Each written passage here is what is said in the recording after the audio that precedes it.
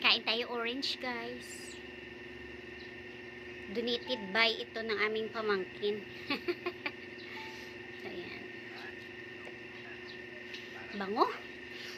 Wala, tamis. Pumunta sa bibig ko, tamis.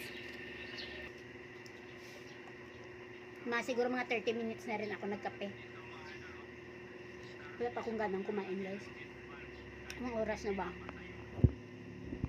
Ano oras na, Borge? Tanabi na, guys, ano oras na? 9:48. Itong almusal ko mamaya isabay ko na lang sa pananghalian. Wala ko gana. Maaga pa lang, guys, naglagay na talaga ako niyan. Pati yung cover sa sasakyan. Ayun yung sasakyan, nilagyan ko ng tela. Kasi kung mamaya pa ako maglagay, sakit na ng init. So hanggat maaga pa lang na hindi pa masyado mainit yun sa labas, naglalagay na ako niyan. Panangga sa init. Kasi sakit mamaya, masusunog yung mukha ko sa init, sa sobrang init. Sarap nito. Makatas. Pati yung kamay ko parang isusubo ko na. Sarap. Namit. Kanina, guys, habang nagkakape kami, napag-usapan namin ni Borge yung nakita namin dito sa social media, yung babae na nag-inom ba ng vitamin E yun.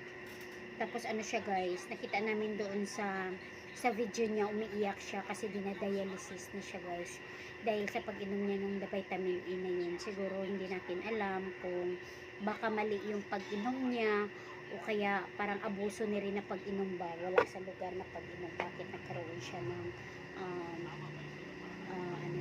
kidney failure yun, no?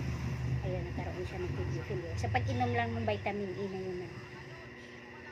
Actually, guys, yung iniinom niya na vitamin E, nag-iinom din ako niyan minsan. Tapos yung kapatid ko umiinom din yan. Pero sa awa ng Diyos, hindi naman Ako talaga, guys, hindi talaga. Siguro, tagal na yun. Nakainom ako niyan. Kasi sinasabihan ako ng kapatid ko. Kasi yung kapatid ko talaga umiinom niyan. Sabi niya sa akin, naman pa niyan para gaganda yung kutis ko daw. Kasi vitamin E. Sabi ko daw, isa pa wala tayong budget dyan sa mga ganyan-ganyan, guys. Siya, guys, nakita namin dito sa social media, umiiyak siya kasi dinadialysis na siya dahil daw pag-inom niya doon sa vitamin E na yun. Kasi tayo, guys, minsan may mga capsule ba, okay naman yun, kasi natutunaw naman yung kanyang lagayan ng capsule na yan. Kung maaari sana, hindi na lang natin lang. Siya kasi, guys, pag umiinom itong kasama ko dito sa bahay, pag inom siya ng capsule, kung pwede lang naman na iganyan na lang, ginaganyan niya na lang, tinatanggal niya sa kapsula na yung tube ba, tinatanggal niya, kasi hindi natin alam, guys, na sa pag-inom natin ng ganyan, hindi natin na alam kung ano yung resulta niyan, diba, yung effect niyan. Kasi ayun yan, natutunaw naman yan, pero yan, kung maaari na lang na kailangan nating iwasan na uminom ng ganyan, iwasan na lang natin kasi tingnan mo siya, kawawa. Maganda pa naman na bata yun, yan, bata pa siya. Tapos ang puti niya, umiiyak siya sa cellphone, dito sa social media dahil nga na siya, kidney failure siya, dinadialysis. Imagine ka kapag i-dialysis ka, guys, ay, yan bukol-bukol yan yung mga ugat-ugat ng ganyan. Hirap na. Dialysis. Mas okay pa yung cancer kaysa dialysis kasi pag dialysis ka kasi, guys, every week, yung pagkaalam ko every week twice yan, di ba, Borge? Ewan ko na kagin na. Hindi, ang papasang kilala sa Sarabia, twice a week yun dinadialysis, kaso lang hindi siya na dialysis, diba? Kasi nililinis yata yung ano mo niyan, o diba? Imagine ka ha, kahit once a week na lang i-dialysis ka, diba? Ang hirap nun. Kaya tayo ingat na lang talaga tayo sa awa ng Diyos. Parang hindi naman tayo nagtitake ng mga ganyan-ganyan na mga ano, kasi bitaha talaga guys pag wala tayong budget. So yun talaga ang pinaka mas maganda na ano, na mas lamang tayo dun pag wala tayong budget sa mga ganyan-ganyan. Di ba? Oh, siyempre magtiyaga lang tayo ng mga ganito. Ito mga ganito, mga tanim. Yung mga kangkong dyan. Ayan. Kung sa pampaputi naman, yung mga, kung ano, mga papaya, mga ano, kuskus mo sa mukha mo. O kaya sabon-sabon na lang, gano'n na lang. Pero yung mga, magte-take ka na mga ganyan, di natin alam yun guys. Di natin alam kung anong magiging resulta niyan. Ayan siya. Mag-abuso ka sa lawas mo, tsaka hindi mo rin alam yung tamang pag-inom. Kasi yung mga ganyan kasi guys, tested naman nila yan eh, sa nila ng laboratory nila, tested naman yan na okay talaga yan yung gamot. Kaso lang minsan tayo kasi guys, nagmamarunong tayo, di ba? Hindi natin alam kung paano ba ang talagang tamang pag-inom niyan. Ayan, tapos tayo, bahala na, inom lang ng inom, wala na sa lugar, wala sa tamang procedure, diba?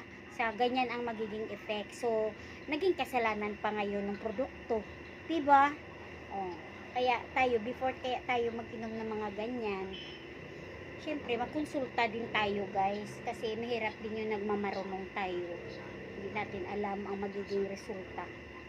Ngayon, pagkarinig mo lang na, oy, puti pala si ano sa ganyan, kuminis, naging yang yung mukha niya, naging bata siya, tingnan, yung ganyan ang iniinom niya. O, tapos ikaw, dahil ano ka, inggitera ka, ayan, uminom ka rin. Ngayon, pag inom mo, hindi mo alam kung anong ano yun, kasi hindi mo rin malalaman, hindi mo rin ipaalam sa kanya na ginaya mo pala siya, kasi gaya-gaya po tumaya ka, yun. Kaya bintaha talaga pag wala kang ano, lamang talaga ang walang ganyan. Kahit anong inggitira mo, kahit anong inggit mo, wala pa rin, wala ka pa rin magawa dahil wala kang pambili, o diba? Kaya lamang talaga kami sa paganyan. Eh yung iba may kakayahan, o pagkainggit ngayon, o diba, bili agad, o hindi na muna nagkonsulta, hindi niya alam yung isa gumana sa kanya kasi ano siya, nagtanong siya, o kung nag-adkuan siya ng advice. Ikaw, ginaya mo lang nun dahil yun, napaputi sa kanya, napabata sa kanya, ginaya mo lang, walang consultation, walang ano, hindi mo alam yung mga procedure, yun, ganyan yung mangyayari sa'yo. Ayan. Pero sa case naman ng babae, hindi natin alam kung anong nangyari, bakit nagka-kidney failure siya, dahil doon. Ayan. Sinabi kasi yung ano guys sinabi talaga yung product. Ayan. Kilala nyo rin yan. Pero mahirap kasi guys, mag-mention dito guys. Hindi natin alam kung yan ba totoo ang ginamit niya o ano, hindi natin alam guys. Pero yun, ako talaga pag ganyan mga capsule hindi talaga ako. Mas okay pa, alam nyo ba, mas okay pa yung tablet, kasi yung tablet natutunaw yun. Ayan, dati nga naalala ko kapag nagkasakit kami, dati pinapainom kami ng tablet, inaano pa niyan sa ano binabasa pa yan ng tubig konti, tapos inaano pa yan para maduro bago namin inumin. Pinapainom sa amin ng aming parents, ganyan, pinapainom sa kutsara na mayroong natunaw na siya ba, ginanyan na siya, pinisa na siya doon sa ano, kutsara, tapos painom. Tapos mga capsule guys, hindi kasi kami sanay niyan. Pero ako talaga, halimbawa mag-inom ako ng capsule, tatanggalin ko talaga yan sa tube niya, ganyan, tapos ilagay mo lang sa kutsara, o kaya tunawin mo ng konting tubig, o kaya ilagay mo sa mga tubig, o kaya juice mo, tapos shake ano lang. Kasi hindi natin alam yung mga tube na yan, natutunaw nga siya, pero hindi natin alam kung kakapit ba yan sa kung saan dyan sa ating tiyan, diba? Ayan, okay lang pag natunaw. Kung hindi, tsaka ka pa magsisi ngayon kung nandyan na, diba? Ayan. Dapat ano na lang talaga, aware na lang talaga sa mga ganyan. At tsaka bago tayo uminom, dapat magkonsulta talaga. May pera naman kayo, magpakonsulta naman kayo. Hindi yung basta-basta kayo umiinom, di ba? Hindi yung alam kung paano ang tamang pag-inom. Yun. Kawawa man din siya, bata pa yun eh. Tapos, ayun, makikita nyo yan siya dyan. Hanapin nyo lang siya dito. Sa dito na, dito sa YouTube. Hanapin nyo lang nandyan yan, yung babaeng yun. Hindi ko lang alam kung sa YouTube ba yun na kikita namin o saan nakalimutan ko na kasi hindi yun sa cellphone ko guys, sa kasama ko dito. Tapos pinakita niya lang sa akin, nakita ko umiiyak siya. Dialysis siya. Ang hirap pag mag-dialysis ka. Marami na akong naalam, uubusin talaga yung pera mo guys. Kahit anong yaman mo yan, mauubos talaga yun. Ayan. Mas okay pa nga yung may cancer ka. Yun yung pagkaalam ko sa doktor, sabi ni doktor, ni doktor, yung sa ano ba, yung sa Maynila, sino nga ba yan na doktor yun, yung parang maliit na lalaki na doktor sa mga herbalist, sabi nga niya daw, mas okay pa yung cancer, yung sakit mo kaysa sa i-dialysis ka. Kasi yung dialysis kasi guys, uubusin niya talaga lahat ng yaman mo, lahat ng pera mo, kahit yung pinakatago mo na yaman dyan, mauubos talaga yan para ma-maintain lang yung, ma-stay lang yung iyong health hanggang sa kumbaga extension na yung buhay. Parang extension na lang yun. Eh kung may cancer ka, minsan yung cancer curable pa, meron pang cure, di ba? Yan, eh kung dialysis ka na, ang hirap nun. Yan, pag isang linggo hindi ka makapag-dialysis, tigok ka. Di ba? So kailangan talaga may pera ka dyan. Delikado talaga yung dialysis. Talaga, kaya ingat talaga po tayo. Hindi man din ako nagsasabi na ako kasi minsan ako rin, matigas yung ulo ko rin, pero kasi yun nga yung sabi ko, bintaha talaga pag wala tayong kakayahan bumili ng mga ganyan-ganyan, diba?